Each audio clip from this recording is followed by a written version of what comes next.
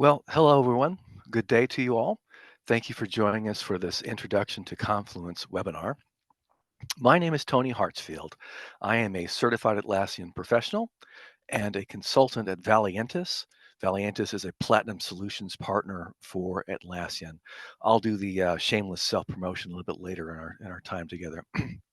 But for now, our hour together is going to take a dive into looking at the features of Confluence. Um, we'll start with simply the basics about describing the tool and what the simple editing tools are capable of doing. But then we'll dip into some of the features that really kind of help you leverage the tool itself within your organization and in context with other Atlassian tools. So our agenda for today is first off simply describe what Confluence is, what the settings are, and then we'll take a brief or a relatively thorough look at the editing capabilities, which you'll see are fairly easy to manipulate. And so I think you're going to find that's really nice. Once we put all those editing tools together, we'll see how that then can be used for various purposes. Customized reporting for, say, an engagement of some sort or a project. We can also talk about how it moves into as a content portal for your sharing purposes. Near the end, after we've seen some of the features and seen some of the uses of how it's done, um, we need to probably at least introduce the topic of governance because what you're going to see is that this is a very extensible tool, and without knowing how you're going to use it or deciding how you're going to use it ahead of time can lead to dysfunction. We'll leave the remaining few minutes at the end for Q&A. And so you do have a Q&A module in this webinar. And if as you have questions, you can build them in there, and then I'll address them at the end of our time together. So let's simply start with, well, what is Confluence to begin with?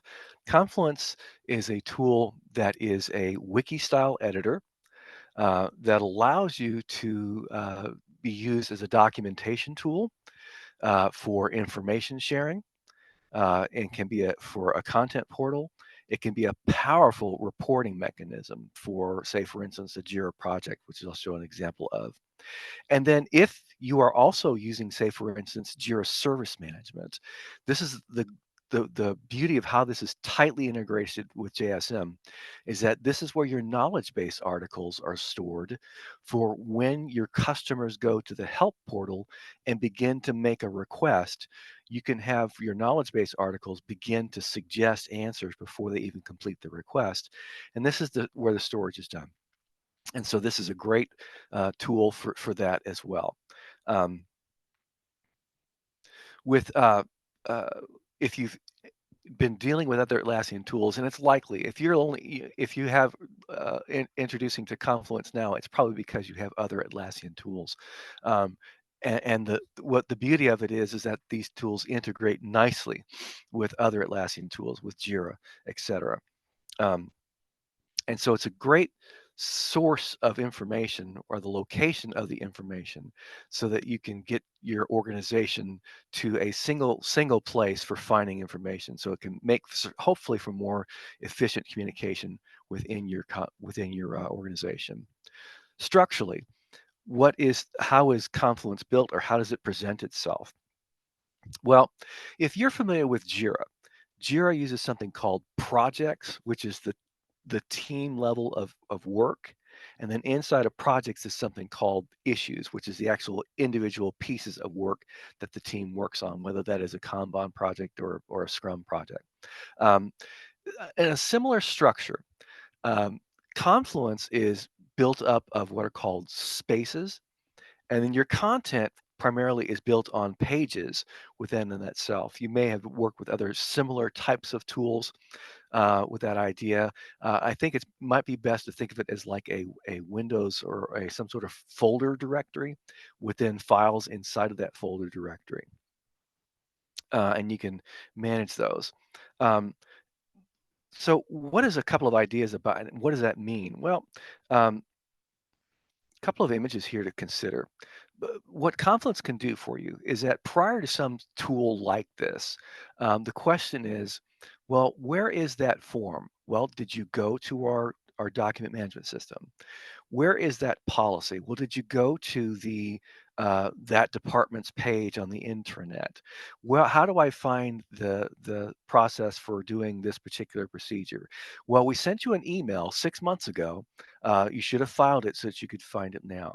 This idea of disparate locations for information in order to get your work done or to work efficiently as an organization. What Confluence allows you to do is that your people go to a single location, and then all of those resources may or may not be actually housed in Confluence, but can be located through Confluence. And so you'd use links to find those things. And so that your people, in order to know what they need to do and know the important information that's not redundant, by the way, we'll talk about that in governance, is that they go to the single source and then access the information from there.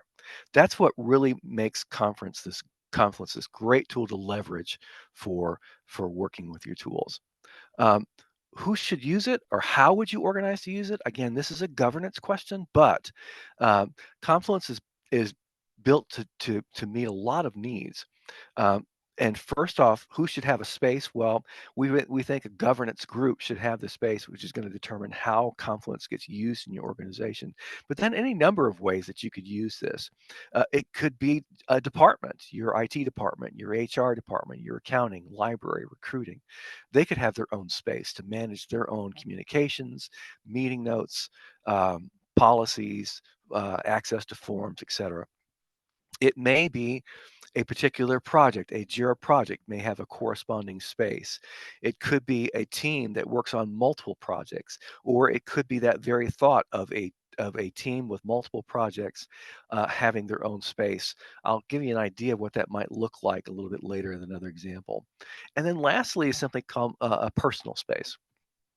Now, to explain where we are, by the way, I am displaying for you a Confluence cloud instance, and this cloud instance is at the premium licensing level, which means that there's a couple of other features that come with premium, and also just to confess that there is a growing disparity of features between cloud and data center.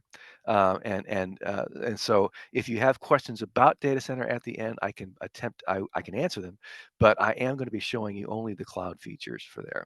So any number of ways that you can organize who uses Confluence and how to use it. So speaking of how to use it, let's talk about first off, just basic editing options, okay? Um, and inside of that is going to have things like certainly basic formatting of text and stuff like that. But then there's a way to have linking, and linking is very, very impressive in the cloud version. Attachments. There are tools called macros which help you either format text or help you navigate within your spaces itself.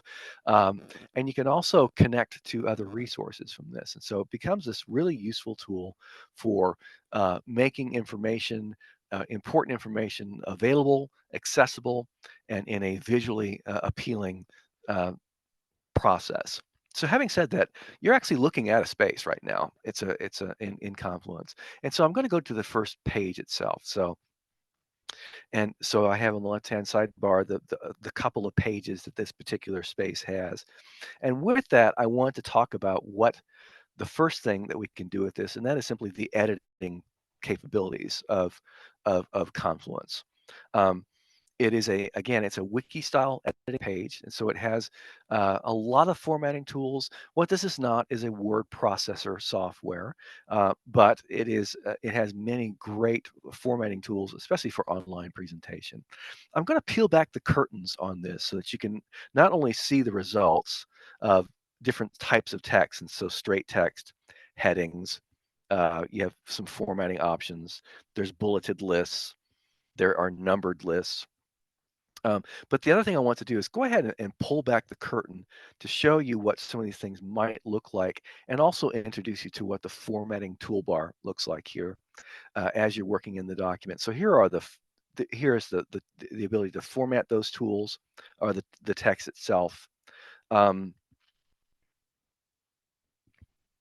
And so, fairly straightforward in as far as the basics of text editing itself. The second thing to introduce you to are the tools that help you arrange how uh, the content might be placed on your page itself.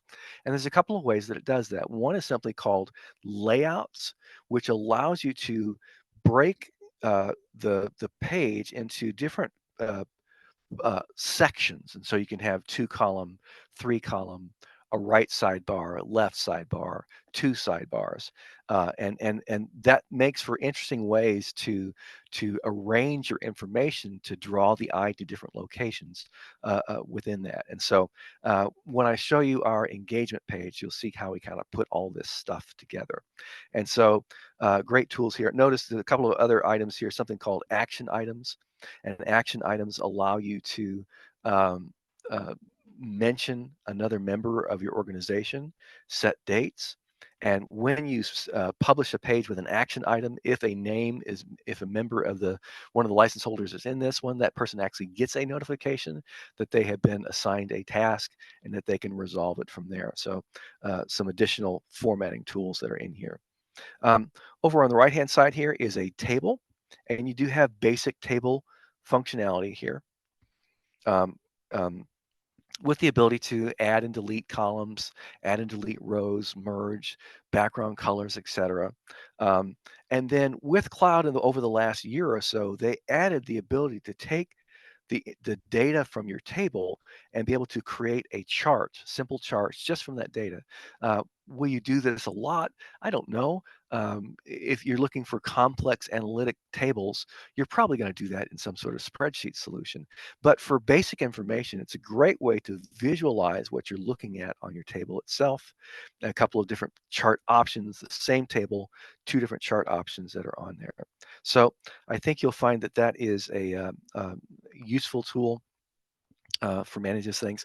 When you copy and paste a table from another application into it, it will match the style of table that Confluence does offer you. So you do have, uh, and it does it pretty well. So you don't have to worry about the table coming from, say, Excel and not being able to be placed into your document itself. Um, Another feature of Confluence is simultaneous editing, and the concept is that because uh, this is located in a shared location, and your users all have access to this particular tool. With a page, as long as they have permission to do so, you can have more than one person editing a page at the same time, and that allows for any number of ideas. I will tell you how we use it at Valiantis, and that is when, say, for instance, we're doing a meeting with our client and we have meeting notes. Well, one or more of us will be in the actual document editing it as it happens, so that as one is presenting one of the action agenda items, the other person is taking notes, or as one is presenting the questions items, someone else is taking notes on what might need to be taking place in the next week. And so it's great for that. It's also for just working together on a document. You need to work on this policy document or this outline. You can both be working on it together with simultaneous editing. Um, and that allows for a useful tool. Um, Commenting, there's another feature here that you're seeing. Commenting can be done in a cloud instance, whether you are in published mode or in edit mode. You can simply select text, hover over that text, and add a comment to it, um, which is what these are. And then the comment displays, you have the ability to reply to it, um, add dynamic text to it. You can resolve it, and you can also retain these comments. So if you decide to resolve a comment, the metadata for it remains in the page itself, so that you can see what has been resolved, but is no longer displaying that's in there. Commenting is also available. Let me revert back to the previous. I need to be in published mode, and also show you that commenting can be done on the page itself. As I take a moment to, there we go. I'm just going to go down here real quick. and show you. There's also a commenting section. This is a threaded commenting area so that you can have it, and it includes um, the pretty much the full formatting toolbar that you had when you're editing the page itself. So you really can make some interesting, you can not only comment, but you can add visuals to draw the eye so people can view this as well. And so I think it's a very useful tool as far as that goes from the commenting. Also, as a space administrator, you also have the ability to whether you're going to permit that ability to do so. So you not only have the ability, you have the features, but you can also control if the features are used, who gets to use them, or how they get to be used. And so you do have a lot of control over that. We do have, when we consult with our clients, uh, the level of consuming of Confluence information. Are they just reading it? Are you gonna allow them the ability to interact with, say, something like commenting? Um, and so while like I said, it seems very simple, but it's also a useful tool for developing your content. Let me go back up higher into my uh, back up into my section again and talk then about the next available tools are linking and attaching. Confluence Cloud, I believe, handles linking extremely well. And I'm going to go into edit mode again to show you what some of the options are. Is that you can link to another page in your Confluence instance, even in another space, as long as you have rights to do so. You can link to external websites. You can link to content. You can link to media files. Let me kind of show you what some of these options are. Um, this is a link to one of the pages in this Confluence instance. But you have options as to how the links display in Confluence Cloud. If I click on this, there's something called just the URL. This is something called inline. Then there's also something called card. This is a card link. It's another page in the same space, but it's displaying it as a card, which I think is pretty useful as far as that. There is a third option that that that Atlassian added sometime last year, and that is to not only show a card of it, but to actually embed the page itself. There's a macro called page include. Well, this can override even that because you simply just embed the page in this page, and then the content is displayed. It's maintained in one location, but can be displayed in more than one location, which is a great governance guideline from there. For externals, well, you have the same idea. You have the idea of having the inline or the URL itself. You can have this inline description like this. This is the card. And I love how even the card grabs the ICO file or from the website if it's available, and gives you almost like a preview of an image from the page as well. It can be very useful. Obviously, then basic internet text, you have the ability to not only edit the link, but you can also display text underneath it. So you have a URL that plays that, and so this is the same URL with text that tells you to jump to it. One of my favorite features is embedding a link to a document. So here is the inline URL to this document, uh, and it speaks to me to that same principle of information being in one location and accessed from multiple locations. That document that you're using, that process document, that policy, that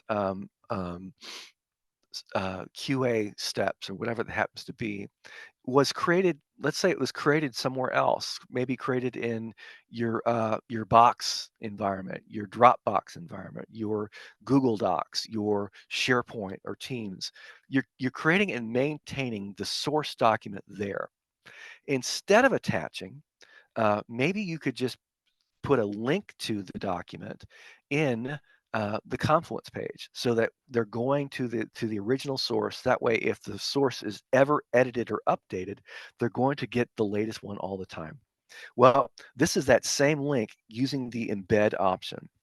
This is an embedded document, so they can not only uh, go get it if they want to, but they can even view it on the page. And If you have edit rights in the document, and that's going to be determined by the source, where it is, and you as a shared user, do you have rights to view or do you have rights to edit?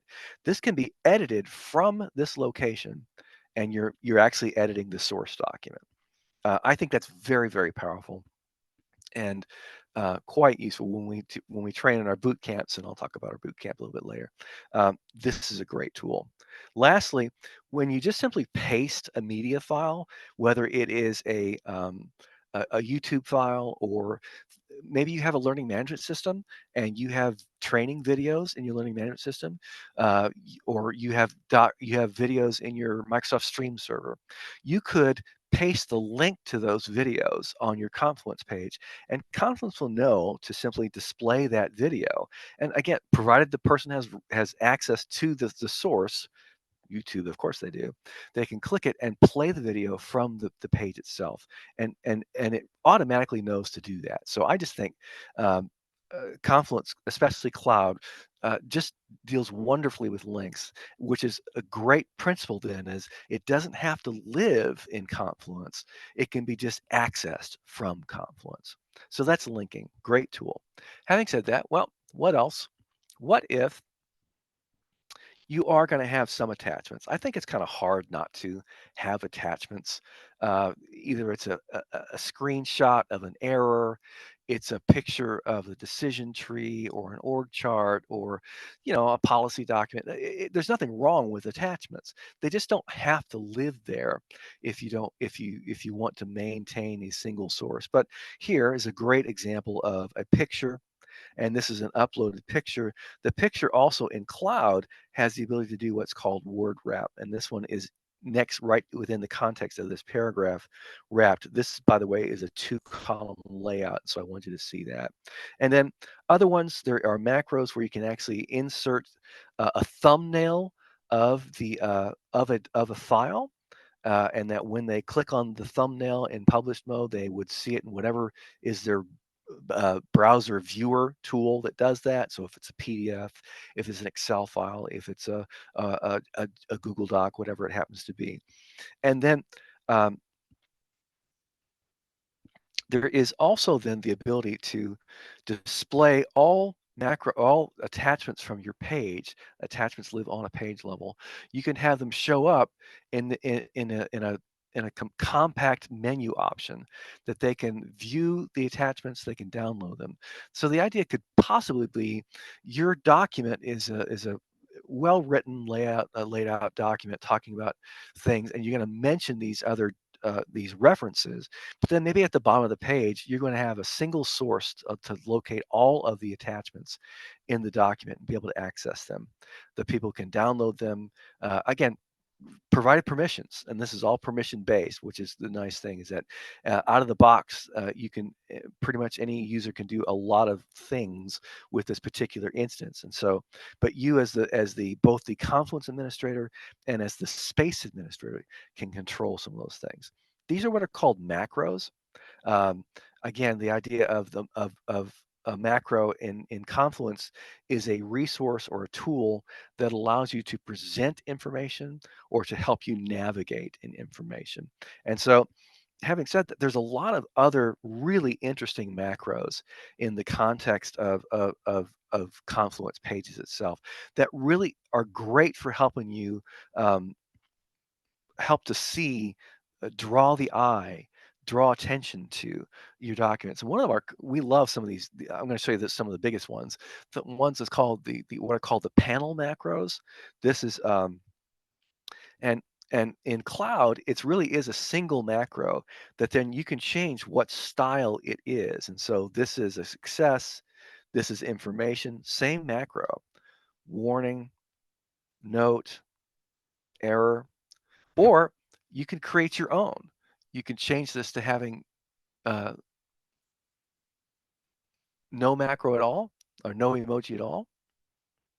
You could change the background color.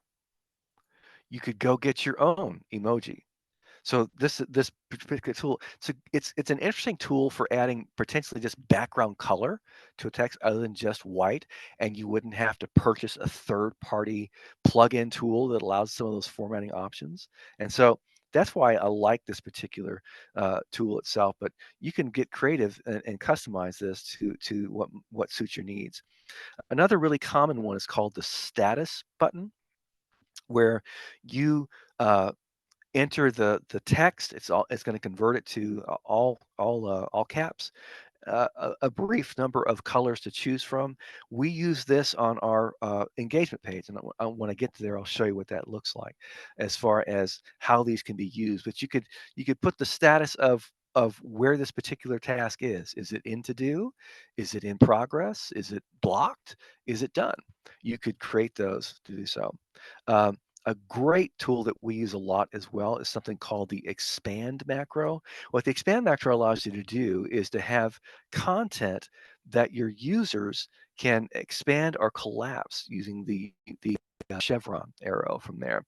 It's a great way to uh, manage vertical scroll space on your pages itself. Um, you think of it as your QA process is these 5 different tasks, and the 5 different tasks have several steps. Well, depending upon how seasoned your QA team member is, they just might want to go through, just know the order of the tasks. And then if they ever need to, they can expand and see the steps. You could do that for policies. You could do that for procedures. You could do that for definitions of terms.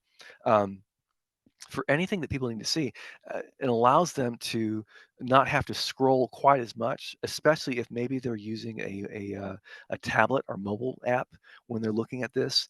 It allows them to be able to collapse and see more on one particular page. Um, of course, there's other navigation trees that are popular. Things like the table of contents, a page tree. What page tree can do is it can tell you, show me all of the pages from of either this space or maybe even another space, so that again I can navigate to those places from doing so. This is using headings, and you can put that at the top of the page and easily help people navigate through a particularly lengthy document or a particular place in a document. You can also just simply grab the link from the heading and share that with them from there.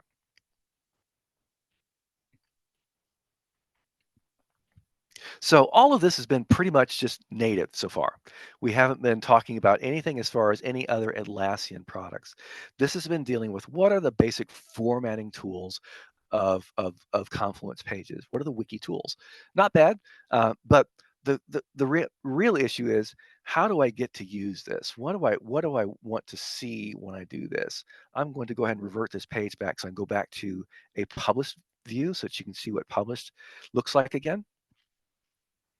Because the next question is, well, what's the advantage of Confluence over any other wiki editing tool? And that is, it's tightly integrated with your other with your other Atlassian applications, like Jira. And so if I go down below where we were, here, here's that page tree, by the way. And this is looking at another space. It's not looking at the same space. Um, the first thing is that you can display an an issue from Jira by just simply copying the link to the issue, this ENG5. That's an actual link to it. You can copy it, and then when you paste the link into Jira, into Confluence, well, just like the other links that we saw, I love this. This is the card one. It's the same one. This is the card. You could just do that inline reference, or a feature that they turned on, I believe, last summer, is this embedding a Jira issue onto the page itself. And if you have rights to edit the issue, you could edit the issue on a Confluence page, and you're actually writing to Jira. I think that's profound. Otherwise, you're at least presenting the information in a method that they can see. By the way, this is doing that. You can also create issues by simply clicking and dragging across text. And when you're in publish mode, you have the ability to not only comment, but this can actually create an issue. So think about it, the idea of you're in a meeting, and part of your meeting's notes is a task for the project to do. Once you've taken your notes, you can select the text and automatically create tasks, with that being the summary of in the project itself. That can also be done with multiples. If you have text in a table, you can select um, um, the contents of that table and create multiple issues from it from there. We go over that in our Confluence bootcamp. Great tool though, it allows you to see that. This is displaying for you also a couple of Jira macros. One is simply this is called the issue filter results, which is simply someone in Jira made a search for issues, copied that search, and then using the Jira issue results macro is able to paste it in here. And again, depending upon your rights, you could actually go and go to click it, and it would take you to that project in Jira so that you can take a look at it. That same macro is also can be used for not only just the information. I can see the actual issues, but maybe another visualization might help. This is using the same filter search and using the Jira uh, chart macro. In this case, a pie chart. There's a couple of charts that you can use that are in here. Um, and so a great way to start to visualize the information. Um, Meaning then this potentially, and I say potentially, is one of the reasons why Atlassian built Confluence like it does, is that with the integration with, say, Jira in this instance, um, this might be the place where you um, are not only uh, maintaining your information about the project. This could be a great place to report on the project to your stakeholders, to your executive levels, to your project office, so that they can see how the process of your project is going to. Um, Having seen that, let's kind of put all of this together. So we've seen some formatting things, we've seen attachments and linking, we've seen a lot of different things, and we've introduced a few macros. There's a lot more that we can explore. Just don't have time to do so. But how does this stuff get used in a context? I'm going to try and show you a couple of different contexts for how Confluence might work within your organization, depending upon how you measure work, the type of work that you do, what your culture is. But this is one way that we do it, and that is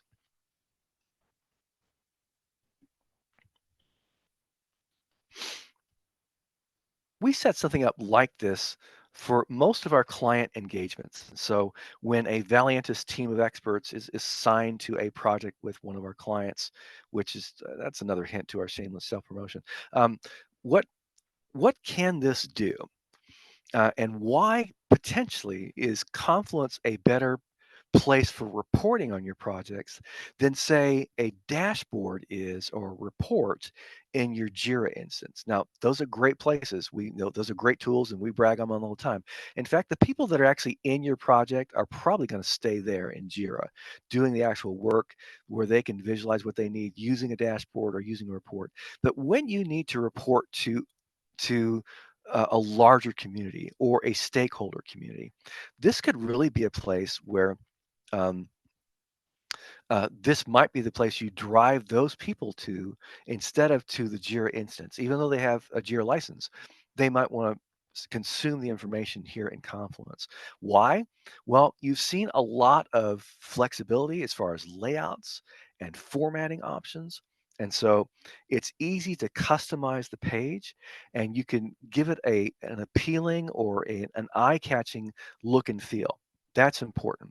Um, it is also interactive still, so any links to Jira issues you put in there, they can still access, and so that's an important tool. Um, what I find powerful is that it's not only the information, it's not just the issues, it's even not even just a pie chart, but this is a tool that allows you to present the information, but also manage the message. Give them context when they look at an issue list. Tell them how to interpret it. When they perhaps when they look at a pie chart, what am I looking at? What should I be seeing as positive? What are trends that we need to be aware of? This can very well be done on your Confluence page. And so you get the ability to not only create the issues, create the content, but then place it in a manner that might make better sense to your stakeholders instead of of giving them dashboard gadgets in Jira and saying, okay, now in the meeting, I'm gonna have to tell you what to go look at because they don't have that formatting options like you have here. Um, um, and then it's easy to update. In fact, every time you come to the page, any links to any other Atlassian product automatically update. So it's great. So again, this is kind of putting it all together of the tools that you've seen. And so over here, this is a layout. This is using a tool that comes with Cloud Premium license, and it's called Calendars. Each space can have a calendar, and you can place that calendar on there. We use it with our clients our client engagements.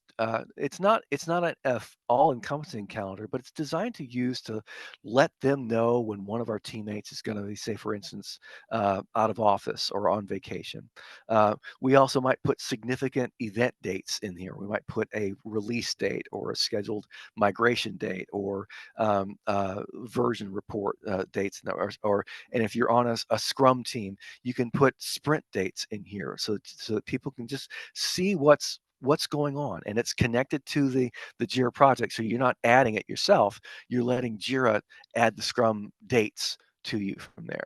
Over on the right hand side, well, there is that status macro again, the info. Here is that attachments macro showing you all the macros.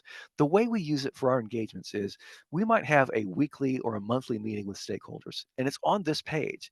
Well, this page is loaded with Jira macros that update every time you see it. So what if they wanted to see the status of something on the first of last month? Well, that's what we do with these. We can print this page to a PDF and then attach the page. So if they want to see previous reports, they can. Otherwise, what you're looking at here is live data. Here's a table. Here is a status button. Um, but it's not just the information. It's formatted in a way to say, okay, here's the things that you can look at. And as I keep moving down to tables, you'll see what I mean by that. This is a link to an advanced roadmap. If you have Jira software premium, you have a tool called Advanced Roadmaps that allows you to create plans. And you can place a read-only link to an advanced roadmap plan on a page. This is a great tool for sharing the overall progress of your project. They can see into the future. They can see how you're maybe planning your next several months because they can see where the epics are being laid out. They can't edit this, but they can view it, and it is interactive as far as they can expand and collapse at whatever level you did in Jira. Great tool for doing that. And then a series of those filter issue results displayed in a manner of ways. So, but it gives you context. This is uh, a Jira filter search, issue search. It's looking at a project and everything that is in a done status.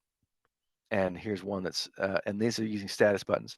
But basically, if it was moved to a done status in Jira, it shows up here, but you've given it a description. Here is everything that we're currently working on. This is everything that's in an in progress status. And then here's everything that's still in our backlog that's in a to-do status. That you can see that.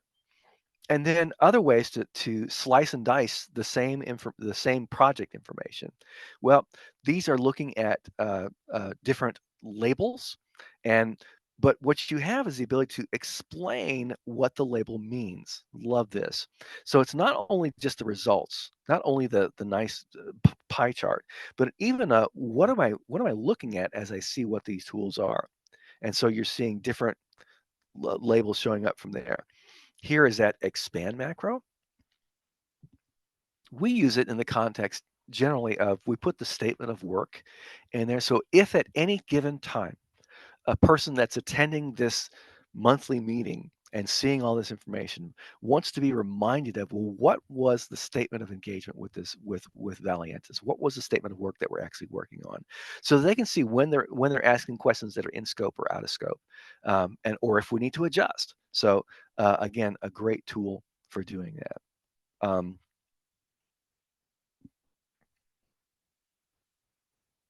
scrolling through my notes real quick. Okay. So a great way to put all of this together. I'd like to show you um, another setting here, but just kind of show, they're also just, this is how we would lay out an engagement. There's not really much content in these things, but I just want you to see that this is the dashboard page, and then we might put things like a who's who page, uh, depending on the level of discovery that we're doing, the risk, the solution documentation, the agile team playback. So this is where you begin to organize what content is going to be placed into your space itself. But let me show you another example. Let me show you an example of a team that's not IT. This is clearly an IT engagement. What if it's another group? Well, let's go to another space and go to marketing page.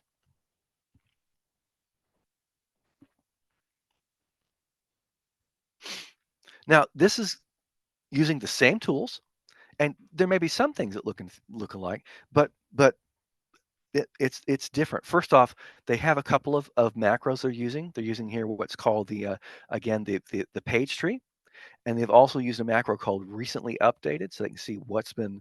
So just a quick updates of what's been added to the page itself, and then on the pages themselves.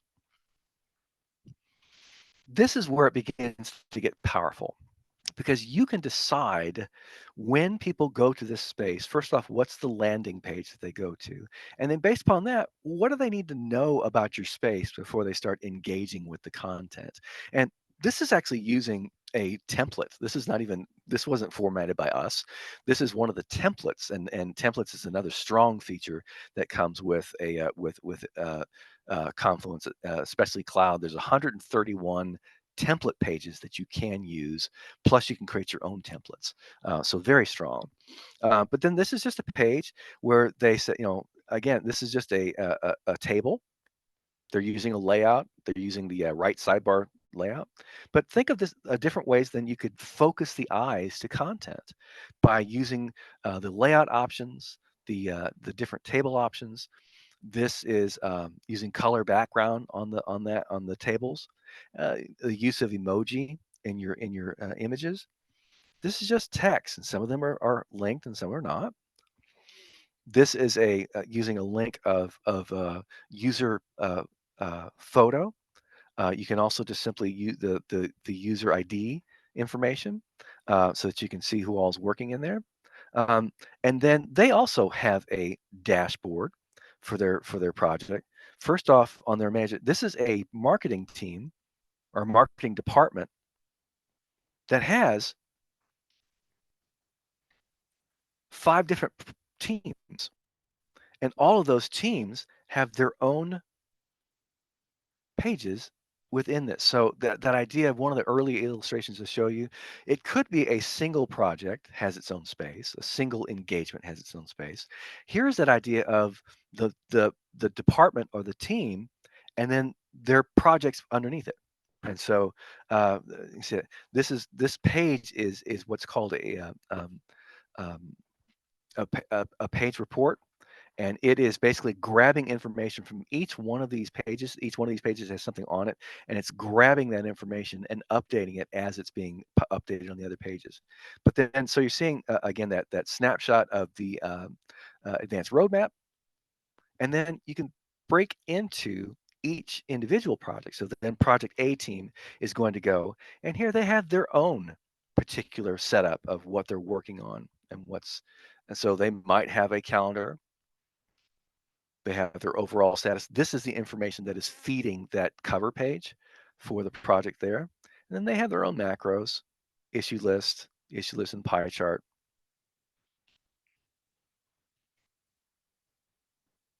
They have the attachment macro at the bottom, and each team can do that themselves, so they have the ability to not only uh, upload information to the department chairs, but then their own teams can work. They also have another macro here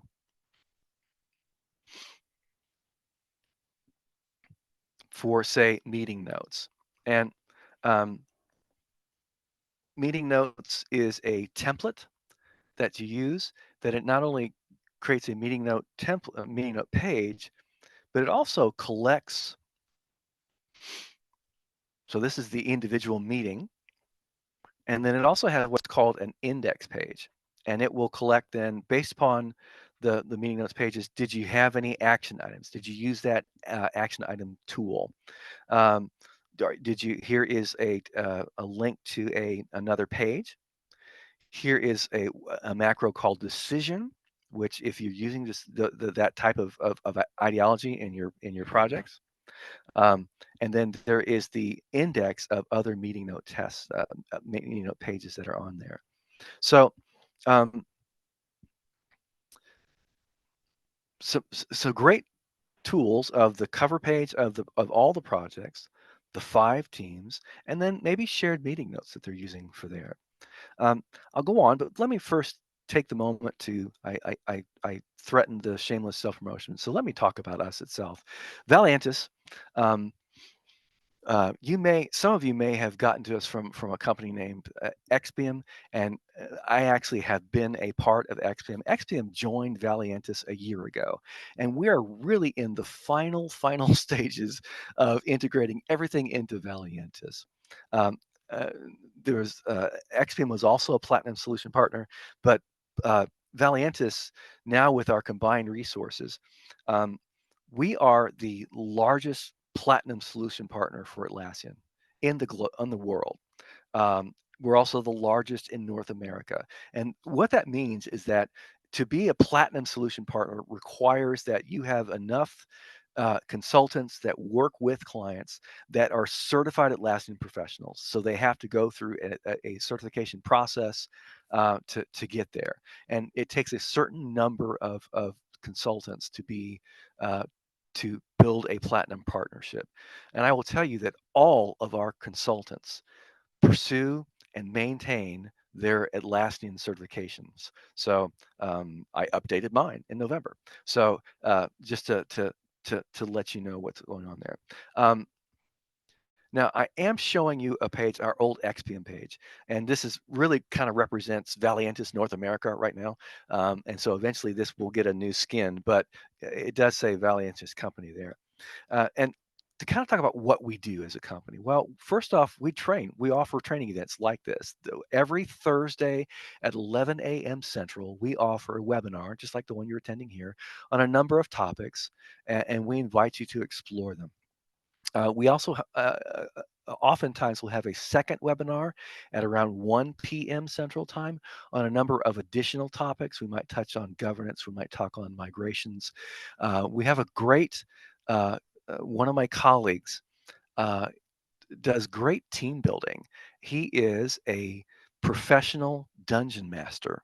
He does role playing games, leads role, and out of that, he is able to apply that into the context of your organization as far as building trust and working together. It's a great addition to our company. It's not necessarily related to Atlassian products, although it certainly involves those things. And so we offer lots of training with that. And I'm going to show you. This is our actual events page that I want to place that in. Can we place that in the chat, my friend? Um, so that you can see what's coming up. And maybe some of you get this is how you got here from that. But you're going to see we have a lot of stuff going on. Either it's an event, or if it's a training event. And some of these things are free, and some are for purchase. Um, I mentioned the idea of Confluence as a boot camp, as a 1-day camp. About every 6 weeks or so, we offer a a full 4-day deep dive Jira boot camp, Confluence boot camp. That's in our public class, and it is intense.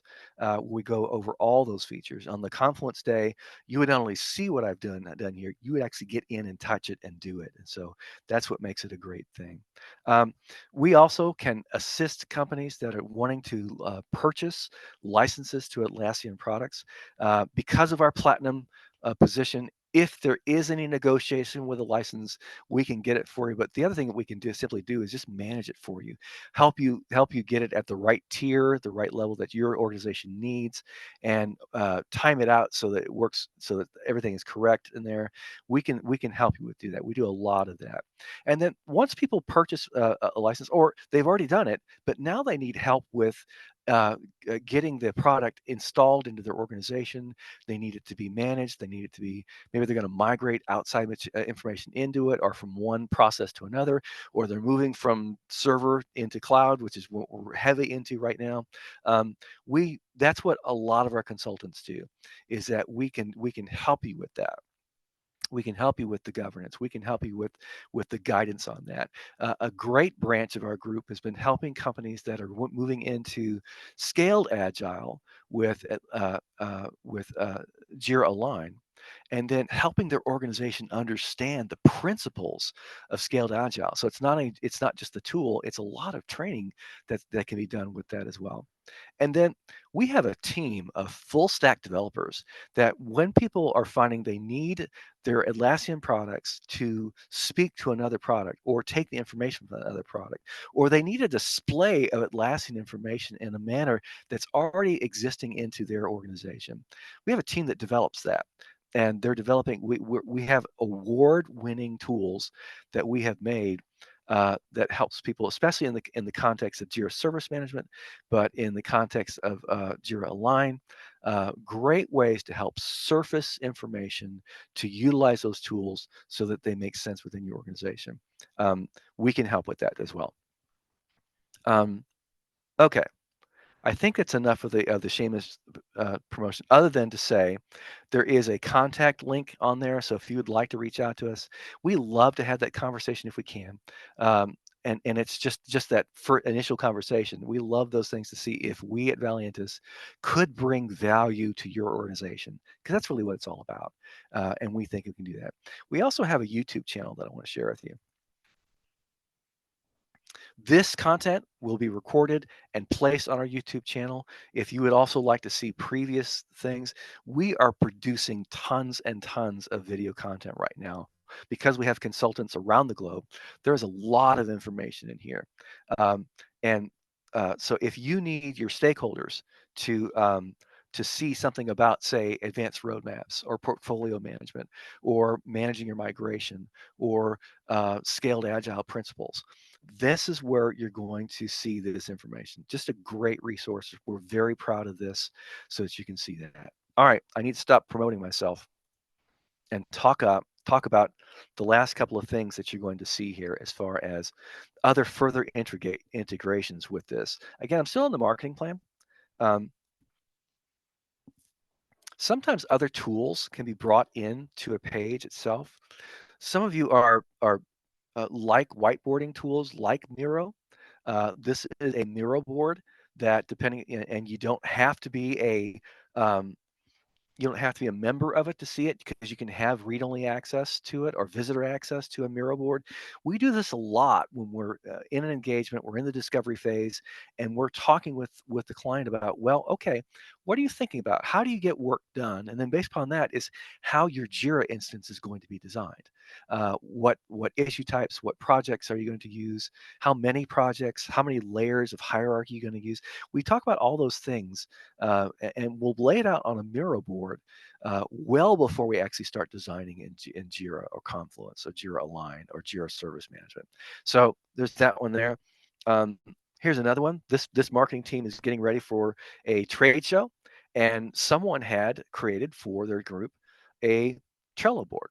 Trello is another product of Atlassian. It's a simple looks like a Kanban board, a simple pull board where you move things from left to right.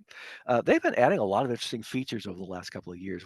And so you might even be interested in Trello as a personal one. We have lots of our friends at Valiantis who have a personal Trello board, and that's how they help manage their own lives, is that their own personal tasks that are on there. And then lastly, this idea of embedding outside resources. I show you the link, but uh, a great tool for showing you. So if, again, the document is in a shared location, then I can show you documents that are in here, including the ones that these I have only read-only access to. But the one that I have here, like you saw me do earlier, I have edit access to. So powerful tool that are going on there. Okay. Um,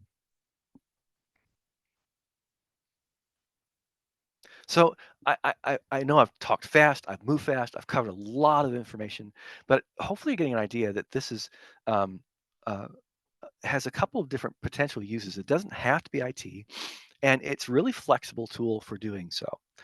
Having said that, then, if it is that flexible, if it is that customizable, we want to talk a little about governance. And when we engage with our clients, we do try to work on the idea of governance as much as we can. And I'll give you a couple of simple things to think about as far as it goes. Without governance, by the way, if you just throw this tool to your organization, um, you will simply amplify the dysfunction that you had before.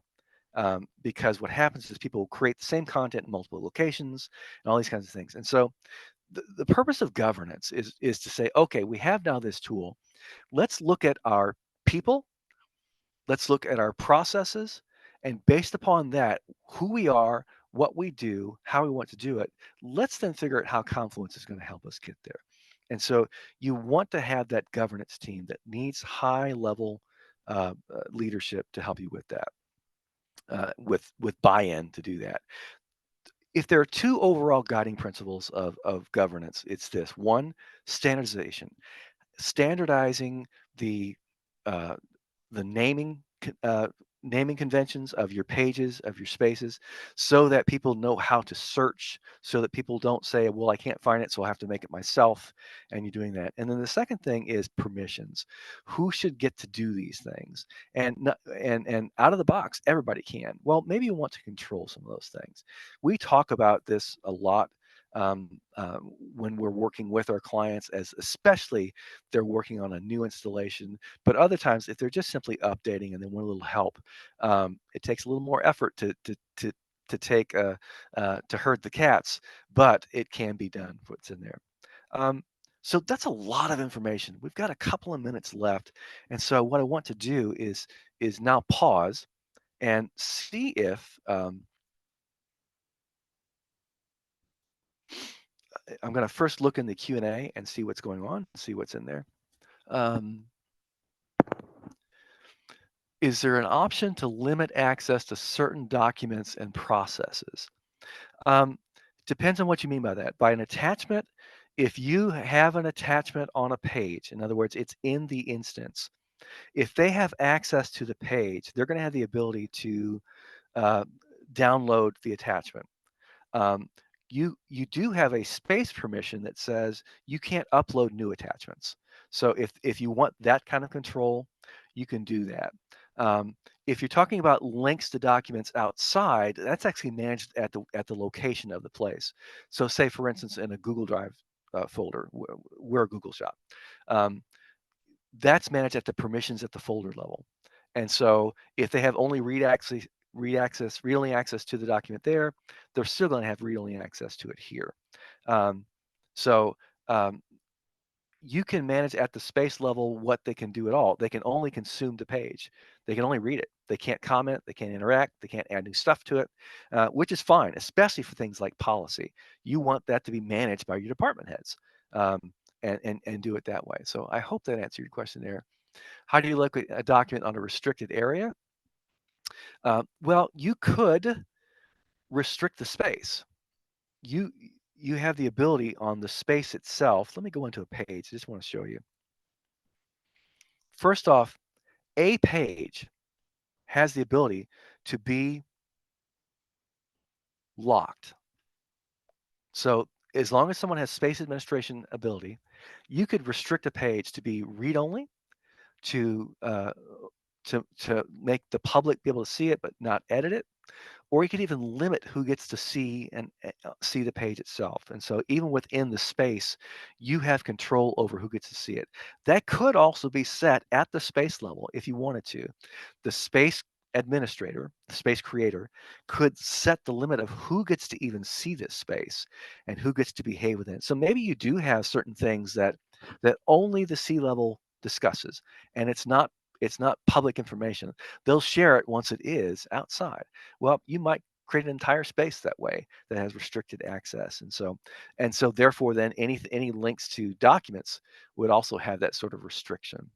I hope that answers that particular question. I'm looking at the Q&A and see if there's anything else, because we're right at the end of our time. Well, hey, I hope this has been helpful to you. Um, and if you are new to Confluence, I hope this opens your eyes a little bit. If you are in Confluence and you just needed some thoughts, or if you'd like to know more, that's what we're here for. We encourage you to reach out to us. Find us on our website page, the contact page can do that. We would be happy to help you in just discussing how this could be better for you within your organization, what types of tools, of the tools, which ones you want to use, and how you might use them in there. Again, my name is Tony Hartsfield. I'm a consultant with Valiantis, and you've just spent the last hour with me on an introduction to Confluence. Thanks for joining us. Have a great day.